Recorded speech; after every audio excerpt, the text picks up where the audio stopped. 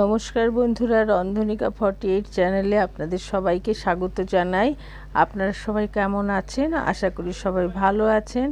আজকে আপনাদের যে রেসিপিটা দেখাবো সেটা আপনারা দেখে বুঝতে পারবেন একটু অন্যরকম। রেসিপিটার নাম হচ্ছে চাল পেঁপে। আর এই চাল পেঁপে করার জন্য যা যা লাগছে সেগুলো আপনাদেরকে একবার দেখিয়ে দিলাম। আপনারা অনেকেই বাড়িতে রান্না করেছেন, কিন্তু একটু অন্যরকমভাবে রেসিপিটা করা। কড়াইটা গরম বসিয়ে দিয়েছি, নিয়ে তেল দিয়ে দিলাম। তেলটা কড়াইয়ের গায়ে লাগিয়ে নিলাম। লাগানো হয়ে গেলে পেঁপেগুলো দিয়ে দিলাম। আপনাদেরকে আগে দেখিয়েছিলাম পেঁপেগুলো কিভাবে কেটেছি। পেঁপেটা ঠিক এইভাবে ডুমো ডুমো করে কেটে নিয়ে ধুয়ে নিয়ে আগে থেকে রেডি করে রেখেছিলাম। এবার কড়াইয়ে পেঁপেগুলো দিয়ে দিলাম, দিয়ে নেড়ে লাল করে ভেজে নিলাম। খুব বেশি কিন্তু লাল করব না, আপনারা দেখে বুঝতে পাচ্ছেন। অল্প অল্প লাল হলেই পেঁপেগুলো ভেজে একটা থালায় তুলে নিলাম। এবার বাকি যে তেলটা থাকবে তাতে আলুগুলো ভেজে নেব। নিয়ে আলুটা সব দেওয়া হয়ে গেলে নেড়ে নিয়ে মিডিয়াম টু লো ফ্লেমে আলুটা ভাজতে দেবো।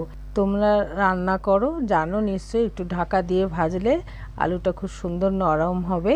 এইবার আলুটা নেড়ে নিয়ে এইভাবে হালকা লাল করে আলুটা ভেজে একটা থালায় তুলে নিলাম। কড়াইয়ে যে বাকি তেলটা ছিল তার ভেতরে শুকনো লঙ্কা ফোড়ন দিয়ে দিলাম, তারপর দিলাম কালো জিরে, তারপর দেব তেজপাতা।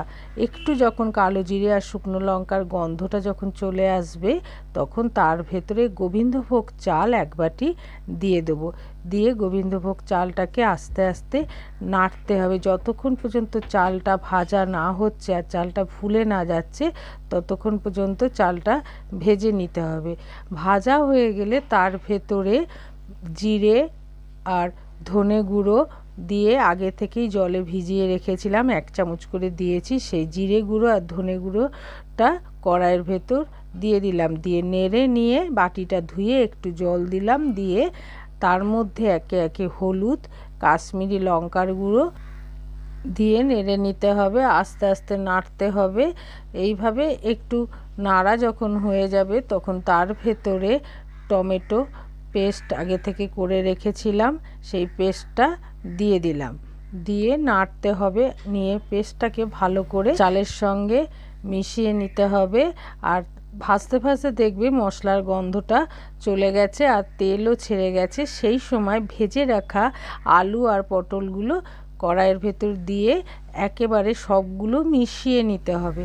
তোমাদের যদি এই রেসিপিটা ভালো লাগে তবে অনেক অনেক শেয়ার করো। এইভাবে মেশানো হয়ে গেলে আস্তে আস্তে এর ভেতরে জল দিয়ে দিতে হবে। যখন একেবারে মেশানো হয়ে যাবে তখন এর ভেতরে জল দিয়ে দেবো। একটু বেশি পরিমাণেই জল দিতে হবে। জলটা দেওয়া হয়ে গেলে খুন্তিতে করে নেড়ে নিয়ে কিছুক্ষণ ফুটিয়ে নিতে হবে। যতক্ষণ পর্যন্ত চালটা সেদ্ধ না হচ্ছে ততক্ষণ পর্যন্ত ফুটিয়ে নিতে হবে। তারপর স্বাদ অনুসারে লবণ দিয়ে দিলাম। লবণটা তোমরা একটু টেস্ট করে আর একবার দিতে পারো। তারপর দিলাম অল্প চিনি। চিনিটা যদি তোমরা মনে করো দেবে না তাহলে স্কিপ করে যাবে, তবে চিনিটা দিলে স্বাদটা ব্যালেন্স হয়ে যায়।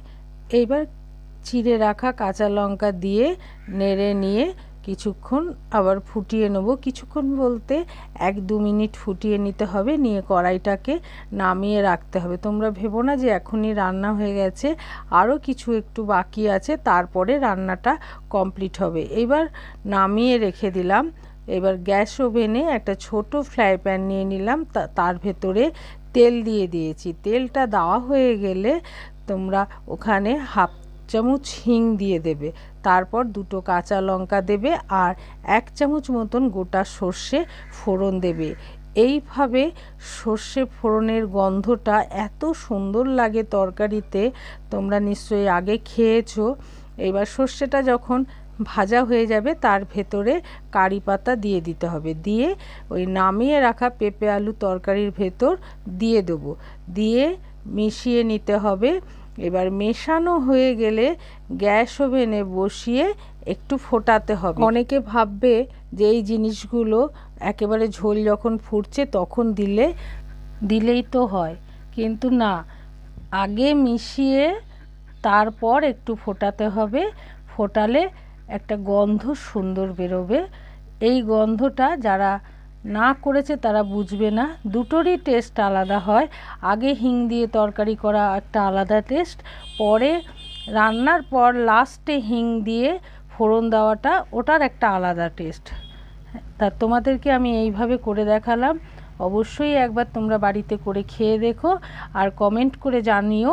আর নতুনদের জন্য বলছি, যারা নতুন তাদের যদি আমার এই রেসিপিটা ভালো লাগে তবে সাবস্ক্রাইব করে নোটিফিকেশানটা অন করে রেখো, যাতে আমার পরের রেসিপিগুলো তোমরা দেখতে পাও। সবাই ভালো থেকো, সুস্থ থেকো।